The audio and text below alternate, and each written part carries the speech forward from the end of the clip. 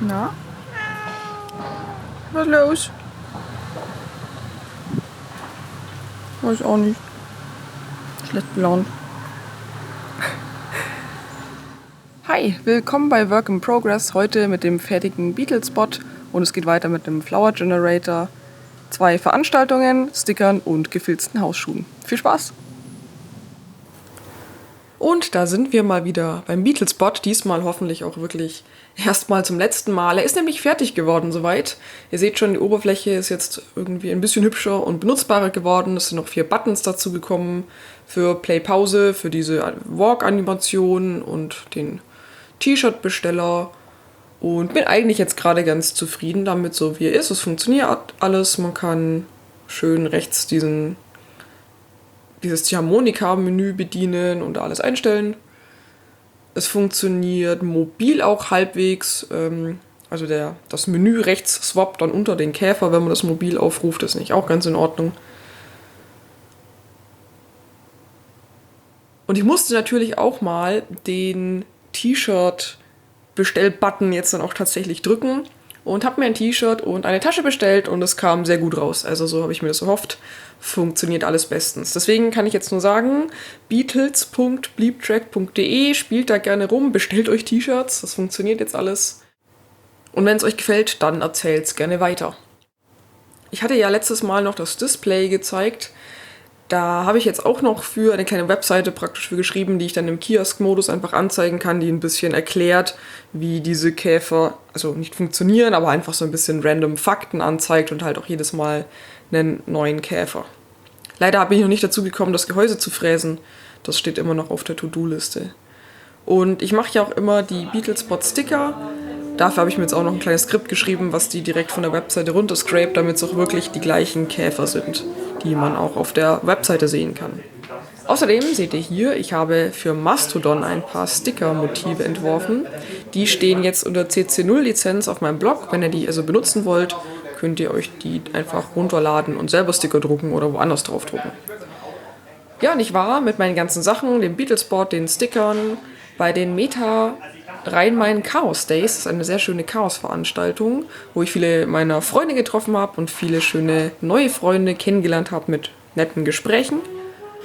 Und da habe ich auch mein Axi-Draw dabei gehabt und sehr viel geplottet. Und mir ist dabei aufgefallen, dass gerade Sachen im Kartenformat, also Briefumschläge oder so im Postkartenformat von Leuten viel lieber mitgenommen werden als A4-Blätter. Und ich glaube, da bleibe ich dabei, mich eher auf so Postkartenformate zu beschränken. Um das den Leuten einfach so als Mitbringsel in die Hand zu drücken. Ja, ich hatte auch mein Lichtkunstprojekt mitgenommen und rechts seht ihr den Ronin S, das ist ein Steadicam-Stativ für Spiegelreflexkameras. Das haben mein Freund und ich uns zusammen gekauft. Ich habe mich noch nicht wirklich mit auseinandergesetzt. Das tue ich jetzt dann hoffentlich in den nächsten Wochen. Und ich glaube, da kommen sehr schöne Aufnahmen damit raus. Bei dem Blumengenerator ging es jetzt auch mal ein bisschen weiter. Ich habe ein paar neue Muster für die Blätter hinzugefügt und eins rausgeworfen. Es gab eins, das einfach nur so eine Linie in der Mitte des Blattes war. Das sah irgendwie ein bisschen sehr langweilig aus. Das habe ich jetzt rausgeworfen. Neu sind jetzt so Zickzackmuster, Linien von außen, diverse Punkte-Varianten. Und es ist jetzt bunter geworden, aber das macht es auch irgendwie unübersichtlicher. Ich bin noch am Überlegen, ob man die Blattränder, ob man da die Linien nicht einfach verdoppelt, damit die dicker gezeichnet werden. Ich glaube, das grenzt das Bild, also das grenzt die Blätter mit den Mustern dann optisch wieder ein bisschen besser voneinander ab. Und mit dem neuen Flower Generator war ich in Ulm auf der Kulturnacht und da hat unser Hackerspace das Verschwör aus Tag der offenen Tür mitgemacht praktisch und hatte ab 5 bis dann spät in die Nacht offen und man konnte vorbeikommen. Und ich habe gefühlten 3000 Leuten erklärt, was es mit diesen Käfern und mit den Blumen auf sich hat. Den Plotter, wie ihr seht, hatte ich ja aufgebaut und habe das Ganze auch live gestreamt. Das war sehr nett. Irgendwie in der Mitte ist der Ton ausgefallen, weil ich einmal versehentlich die Kamera abgestöpselt habe. Das war ein bisschen ungut. Da muss ich noch dran arbeiten. Und mir ist auch aufgefallen, es wurde dann ja immer dunkler und wir haben natürlich den Raum irgendwie mit bunten Lampen beleuchtet und wollten da nicht das komplette Licht anmachen. In solchen Situationen habe ich dann Probleme mit dem Axi-Draw, weil man sieht halt nichts mehr. Also ich habe mir dann irgendwann so ein Spotlight organisiert oder mir wurde eins organisiert Aber dann habe ich halt immer noch das Problem, dass ich mir dann selber einen super krassen Schlagschatten werfe. Also gerade für Videoaufnahmen taugt das dann halt nicht mehr. Und jetzt kam mir noch die Idee, so ein Lightpad zu benutzen. Das sind praktisch Zeichenbretter, sage ich mal, die einfach von unten beleuchtet werden. Eigentlich für die Animation, dass man es schnell durchpausen kann oder Teile eines Bildes durchpausen kann. Und ich denke, das wäre für den Axidraw vielleicht auch ganz nett, dass man einfach von unten beleuchtet, anstatt eben von oben oder von der Seite.